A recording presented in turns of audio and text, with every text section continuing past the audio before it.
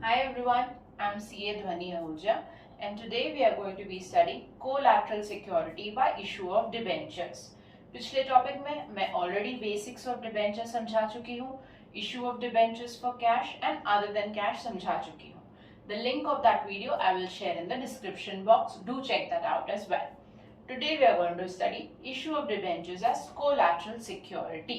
उसके लिए सबसे पहले समझना पड़ेगा कि सिक्योरिटी क्या होता है. से सपोज हमने बैंक से लोन लिया है, बैंक से लोन लेते हैं तो हमें कोई तो हमारी प्रॉपर्टी बैंक को देनी पड़ती है एज मॉर्गेज, मॉर्गेज गिरवी देनी पड़ती है बैंक को.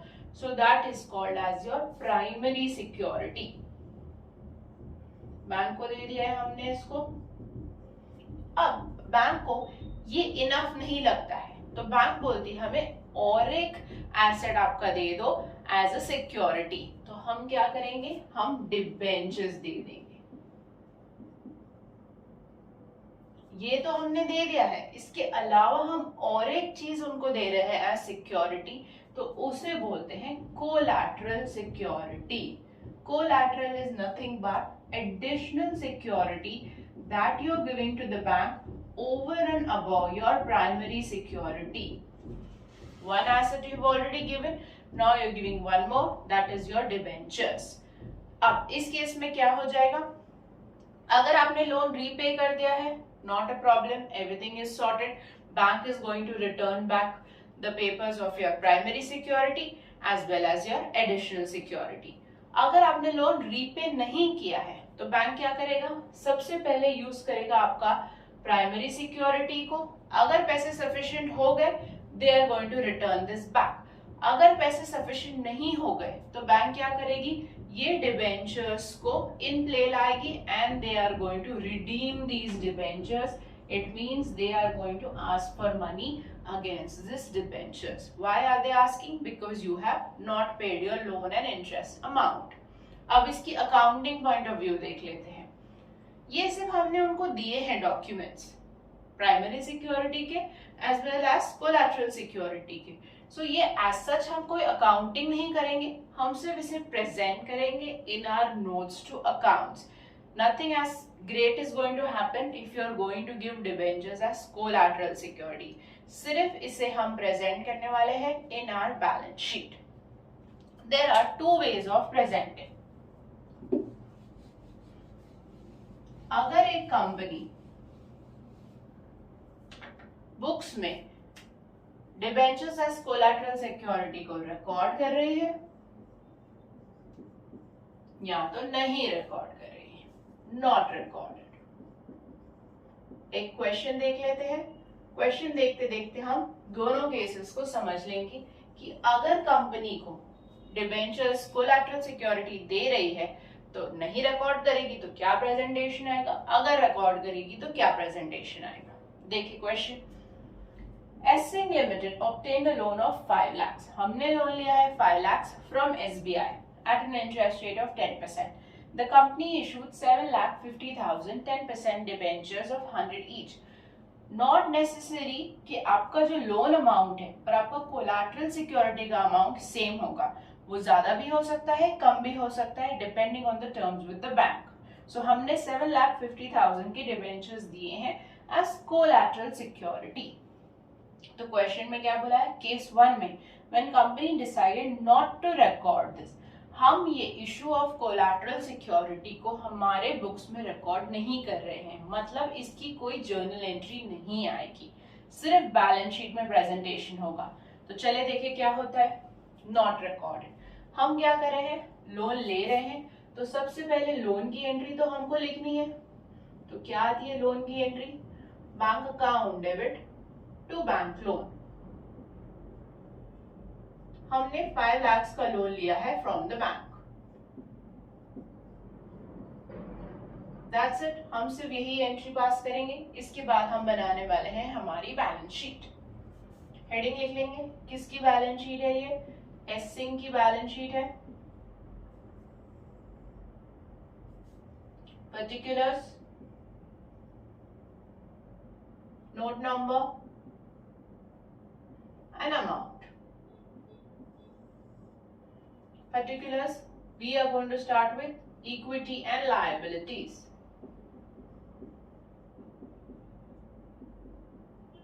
बैंक से जो हमने लोन लिया है वो किसके अंडर आएगा? नॉन करंट लायबिलिटीज के under. Non current liability is the main head, सब हेड है लॉन्ग टर्म बोरोइंग्स।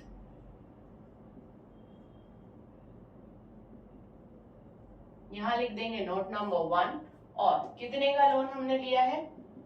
5 लाख का, वो जाएगा अमाउंट कॉलम में। इसके बाद हम बनाएंगे notes to accounts.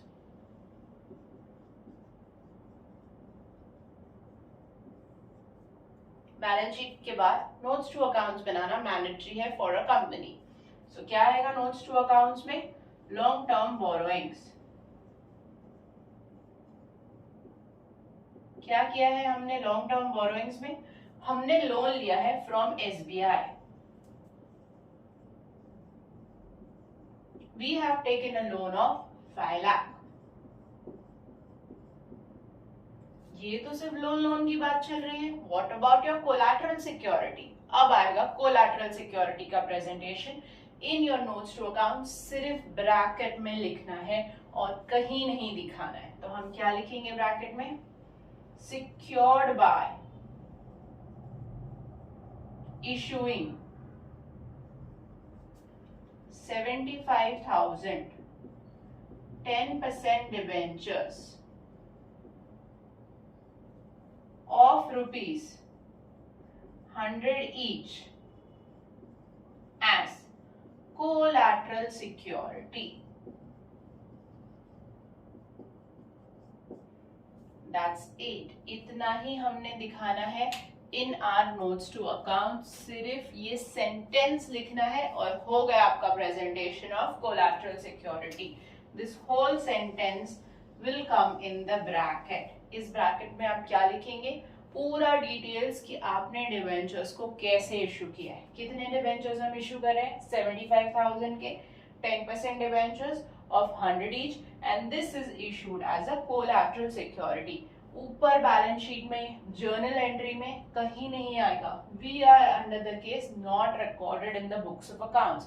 Collateral security को हम बुक्स ऑफ अकाउंट्स में नहीं रिकॉर्ड करें, मतलब हम उसकी जर्नल एंट्री नहीं पास करेंगे। सो सिर्फ बैंक लोन की एंट्री आ जाएगी, बैंक टू बैंक लोन। उसके बाद हम बैलेंस शीट बना देंगे।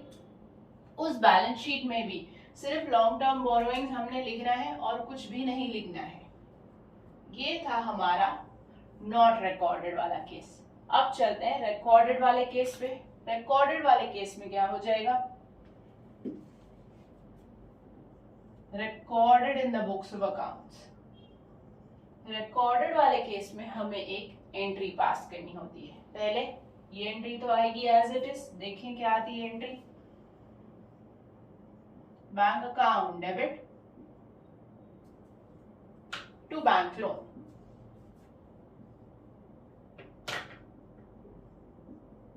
कितने का बैंक का लोन हमने लिया है?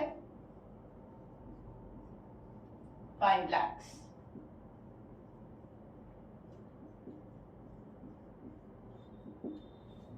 अब एक न्यू एंट्री हम सीखने वाले हैं। Because we are issuing debentures as collateral security. ध्यान से सुने एंट्री। एंट्री आएगी debenture suspense account debit to 10% debentures. 7,50,000, 7,50,000। ये एंट्री आएगी जब क्वेश्चन में आपको बोला है the collateral security is recorded in the books of accounts. So entry आएगी debentures suspense to 10% debentures। ये एक ही एंट्री एडिशनल आ जाएगी जब recorded in the books of accounts का केस है। अब देखते हैं presentation in the balance sheet कैसे होता है। फर्स्ट पार्ट सेम ही रहेगा, इक्विटी एंड लायबिलिटीज।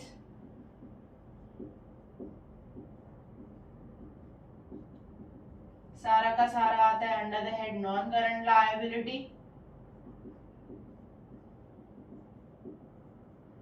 अब अंदर long term borrowing. Long term borrowing में आपको सिर्फ लोन का अमाउंट लिखना है, डिबेंचर या डिबेंचर सस्पेंस का अमाउंट नहीं लिखना है।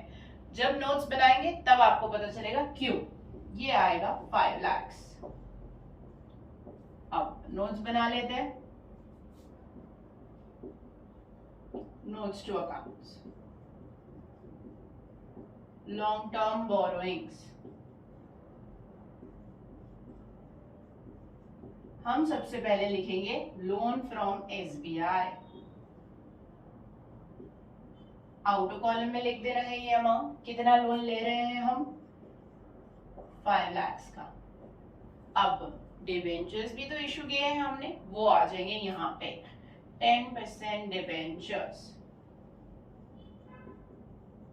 अमाउंट लिखना है इनर कॉलम में 7,50,000। अब ये डिबेंचर सस्पेंस, ये क्या होता है, ये हमारे डिबेंचर से सब्ट्रैक्ट होता है, माइनस करना है हमको, minus debenture suspense 7,50,000। outer column figure 0, so final figure of your loan is going to be 5 lakhs। इसीलिए हमने 5 lakhs ही लिखा है ऊपर बैलेंस शीट में। इस केस में भी सिर्फ प्रेजेंटेशन कर रहे हैं हम, that debenture is issued as collateral security। तो कैसे प्रेजेंट कर रहे हैं, पहले जर्नल एंट्री पास कर रहे हैं, उसके बाद यहाँ पे नोट्स टू अकाउंट्स में परसेंटेज डिबेंचर लिख के नीचे माइनस करेंगे debenture suspense, same amount, outer column figure will be 0।